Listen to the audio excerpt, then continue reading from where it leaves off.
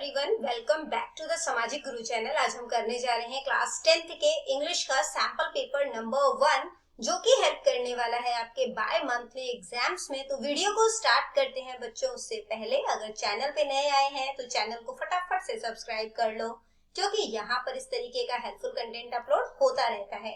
तो चलिए बिना देरी के वीडियो स्टार्ट करते हैं। तो देखो, सबसे पहला है हमारे पास ऑब्जेक्टिव टाइप क्वेश्चंस। ठीक है, तो क्वेश्चन में हमसे पूछा गया है, the son of the seamstress was crying because he wanted to go to Egypt. यानी कि सीमस्ट्रेस का बेटा है वो इसलिए रो रहा था क्योंकि वो इजिप्ट जाना चाहता था। तो ये गलत है। ठीक है, अगला क्वेश्चन देखो, which of the following is a non material thing. मतलब मटेरियल थिंग नहीं है। ठीक है, नॉन मटेरियल थिंग है तो कौन सा है? गोल्ड भी मटेरियल है, सिल्वर भी मटेरियल है, तो नॉन मटेरियल थिंग कौन सा है? काइंडनेस, यानी कि दयालुता। ठीक है, अगला क्वेश्चन देखो, अ happy man obeys the rules of. तो एक जो खुश मिजाज इंसान होता है वो किस तरीके के रूल्स को फॉलो करता है? गुडनेस के रूल्स को, अच्छाई के मतलब रूल्स को। ठीक है, अगला क्वेश्चन देखो, ultimate fate of all human being is.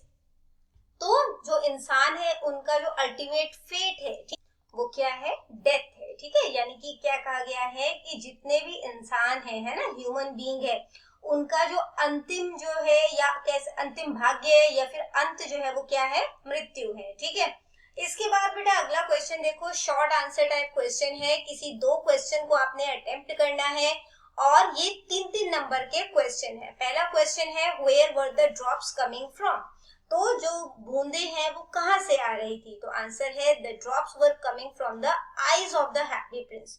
कि वो जो मतलब कि ड्रॉप्स है वो हैप्पी प्रिंस के आंखों से आ रहे थे, यानी कि वो आंसू थे। ठीक है, इसके बाद देखो अगला क्वेश्चन है, what are the consequences of war. यानी कि जो युद्ध है उसका क्या परिणाम होता है, क्या रिजल्ट होता है। ठीक है, where is science taking us से ये क्वेश्चन लिया गया है। तो आंसर है, war causes death and destruction. की वॉर की वजह से यानी कि युद्ध की वजह से मृत्यु होती है, तबाही होती है। Selfish traders hoard all food and people have to starve. तो जो सेल्फिश यानी कि जो मतलब कि कह सकते हो सिर्फ अपने बारे में सोचते हैं, ऐसे जो व्यापारी होते हैं वो खाने को जो है उसको मतलब कि भंडारण कर लेते हैं, उसको इकट्ठा कर लेते हैं, और बाकी के जो इंसान होते हैं वो भूखे मरने के लिए मजबूर हो जाते हैं। ठीक है, अगला क्वेश्चन देखो, what happened when the author's second operation failed. तो जब ऑथर का सेकंड ऑपरेशन फेल हो गया था तो क्या हुआ?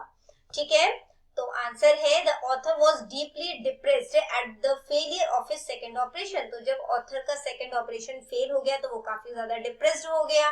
ठीक है, डिप्रेशन में चला गया। He had spent his last rupees on it. और क्यों हो गया था ऐसा?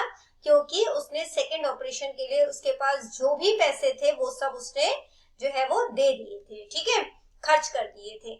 इसके बाद देखो अगला क्वेश्चन है, किसी एक क्वेश्चन को आपने अटेम्प्ट करना है। क्वेश्चन है हमारे पास, write the central idea of the poem. तो इस पोएम का सेंट्रल आइडिया लिखना है, character of a happy man. ठीक है, या फिर डेथ द लेवलर का।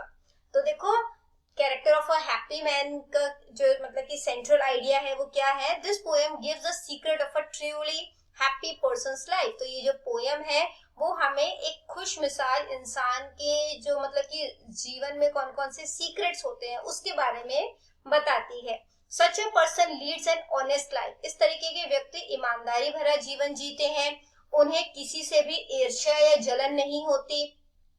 He is content with whatever little he had. उसके पास जितना भी है, जो भी है, वो उसी में संतुष्ट होते हैं।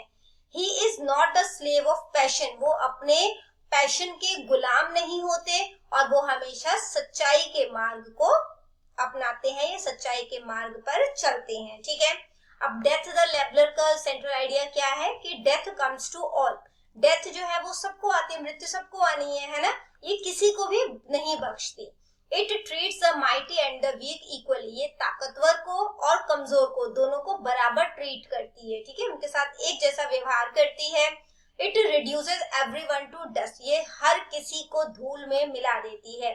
Therefore it is useless to boast of one's power और वेल्थ। और इसलिए किसी मतलब कि किसी भी इंसान को अपने पैसे का पावर दिखाना है ना, या अपने पावर को उसकी शेखी मारना, अपने पैसे की शेखी मारना, वो बेकार है।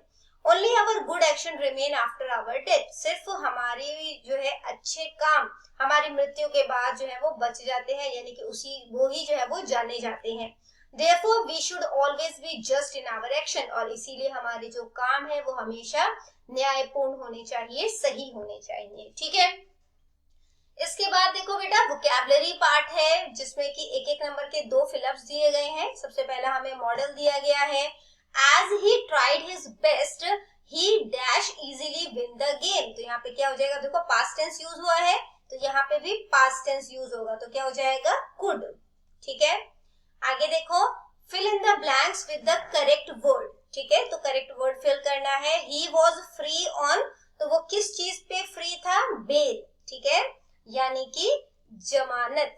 ठीक है, और ये जो बेल होता है ये होता है गट्ठर, जैसे कि कपड़े का गट्ठर या घास का गट्ठर। ठीक है, तो हम यहाँ पर बेल वर्ड जो है उसको यूज करेंगे।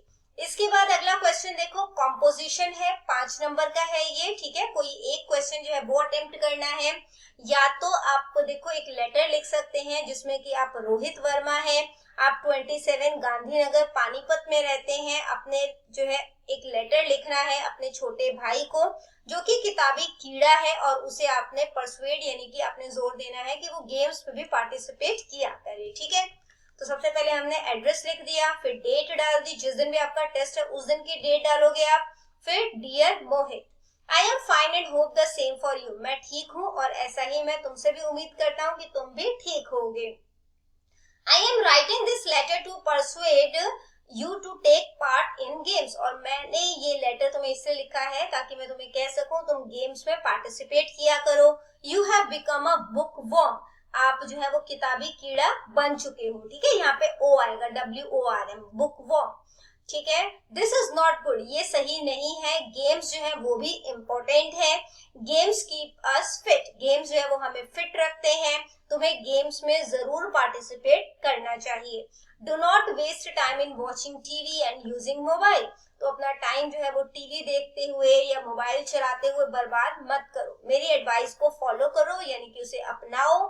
बेस्ट विशेष योर्स ब्रदर लिख देना। ठीक है, योर्स ब्रदर रोहित। ठीक है, कि तुम्हारा भाई रोहित, यहाँ पे रोहित वर्मा लिखा है तो आप रोहित वर्मा लिख देना। ठीक है, इसके बाद देखो, इसके बाद हमें क्या बोला गया है, एक पैराग्राफ लिखना है दिवाली पे। ठीक है, आपको हिंट्स जो है वो दिए गए हैं, तो इस तरीके से आप दिवाली पे पैराग्राफ जो है वो लिख सकते हैं।